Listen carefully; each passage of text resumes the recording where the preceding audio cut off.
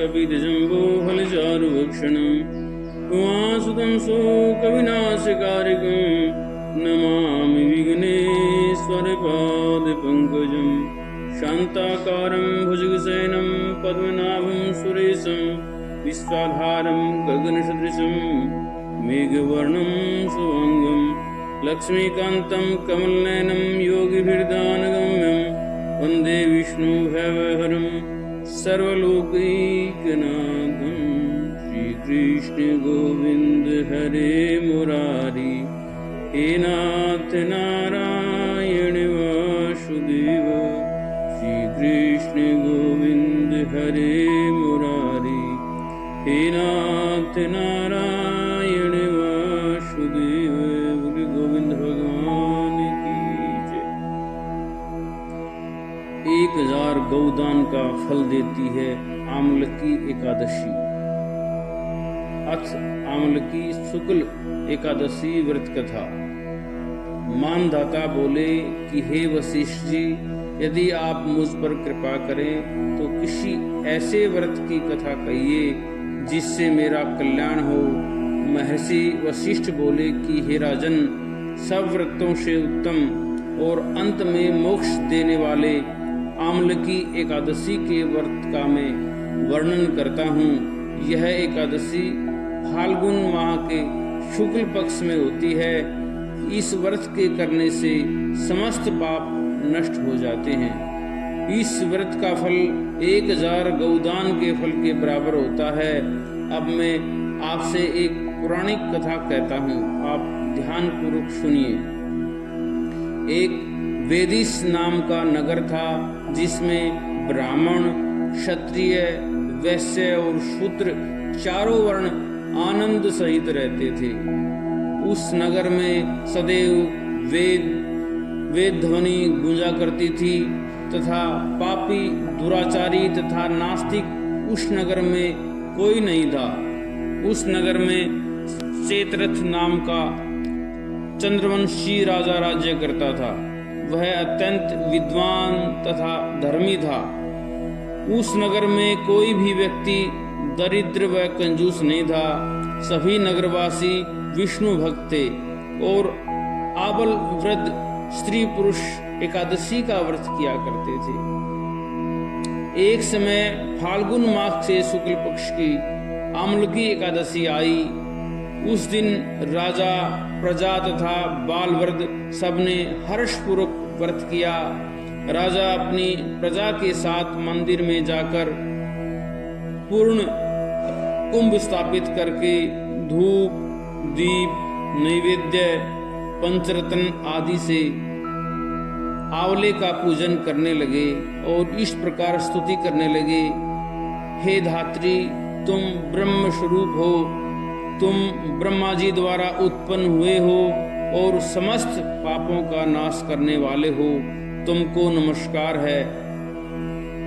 अब तुम मेरा अर्घ स्वीकार करो। तुम श्री रामचंद्र जी द्वारा सम्मानित हो। मैं आपकी प्रार्थना करता हूँ, अतः आप मेरे समस्त पापों का नाश करो। उस मंदिर में सबने रात्रि को जागरण किया। रात के समय वहाँ एक बहेलिया आया जो अत्यंत पापी और दुराचारी था। वह अपने कुटुंब का पालन जीव हत्या करके किया करता था। भूख और प्यास से अत्यंत व्याकुल वह बहेलिया उस जागरण को देखने के लिए मंदिर के एक कोने में बैठ गया और विष्णु भगवान तथा एकादशी मातम की कथा सुनने लगा। इस प्रकार अन्य मनुष्यों की भांति उसने भी सारी रात जागकर बिता दी। प्रातःकाल होते ही सब लोग अपने घर चले गए तो बहेलिया भी अपने घर चला गया। घर जाकर उसने भोजन किया। कुछ समय बीतने के पश्चात उस बहेलिये की मृत्यु हो गई। मगर उस आमलकी एकादशी के व्रत तथा जागरण से उसने राजा विदुरथ के घर जन्म लिया और उसका नाम पशुरथ रखा गया।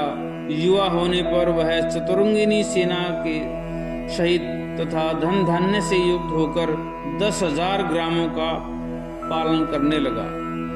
वह तेज में सूर्य के समान, कांति में चंद्रमा के समान और वीरता में भगवान विष्णु के समान और अक्षमा में पृथ्वी के समान था।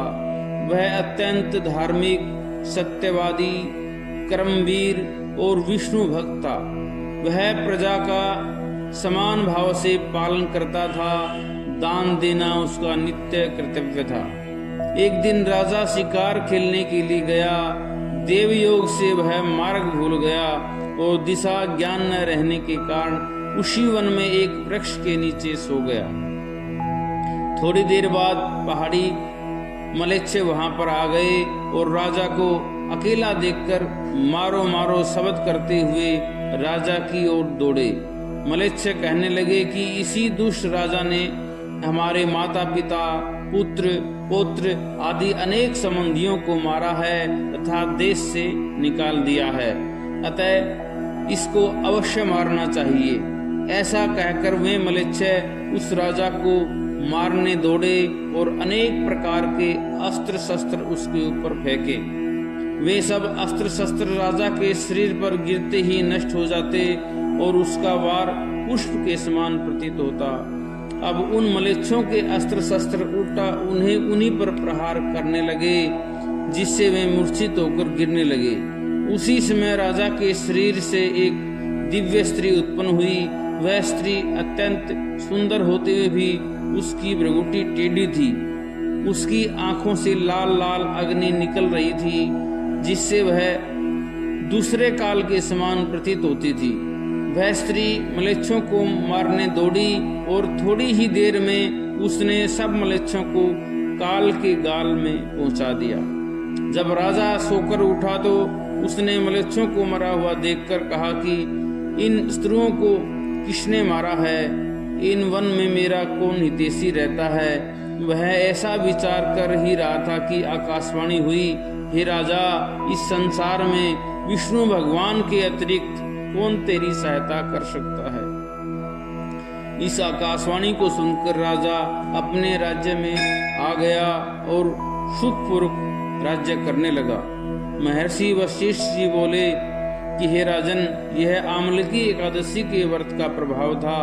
जो मनुष्य इस आमलकी एकादशी का व्रत करते हैं वे प्रत्येक कार्य में सफल होते हैं और अंत में विष्णु लोक को जाते हैं। बोली विष्णु भगवान की जय। श्रीमन्नारायण नारायण नारायण भजमन नारायण नारायण नारायण लक्ष्मी नारायण नारायण नारायण सत्य नारायण नारायण नारायण गोविंद नारायण नारायण नारायण तुलसी नारायण नारायण नारायण भजमन नारायण नारायण नारायण। बोले गोविंद भगवान की जय।